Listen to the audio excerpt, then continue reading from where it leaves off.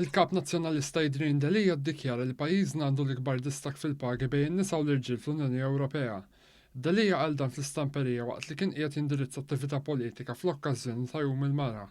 Madankollu l-aħħar ċifri tal-Eurostat juru li fl-2018 Malta kellha d-disa l-inqas diskrepanza fil-pagi bejn l-irġiel u n-nisa. Imma għandna l-ikbar proporzjon fil-gender pay gap. Iżda l-kontrarju ta' dan l-Eurostat qal li l-ikbar distakk fil-pagi ġie rreġistrat fl-Estonja bi 22.7% u l-Ġermanja b'20.9%.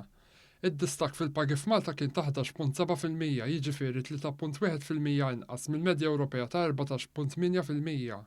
Fl-istess waqt il-Kap Nazzjonalista njora l-fatt li bis-saħħa tal-miżuri li daħħal dan il-Gvern, in-numru ta' nisa li jaħdmu żdiedu minn 45% u 63%. Fl-attività tal-ħadd Adrian Delia attakka wkoll ir-riforma dwar il-qasam tal-prostituzzjoni f'pajjiżna, riforma li se tieħu ħsieb u tipproteġi n-nisa vulnerabbli.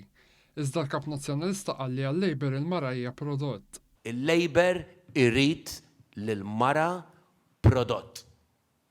Xejn iktar.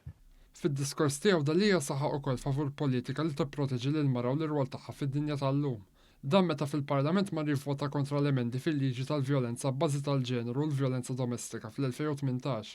Liġi li ħarxet bil-kbir il-pieni kontra kull xorta ta' vjolenza domestika u li kien għalih l-Partit Nazzjonalista din il-liġi lanqas biss teżisti f'pajjiżna. Saħansitra kien iddikjara li kien gburi li opponija.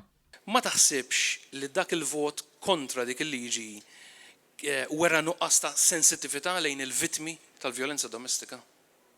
Le ma naħsibx. B'reazzjoni l-Partit Laburista qal li Adrian Delia għandu problema ta' kredibilità u konsistenza u ma jista' qatt ikun kredibbli meta jitkellem kontra l-vjolenza bbażi tal-ġeneru u l-vjolenza domestika.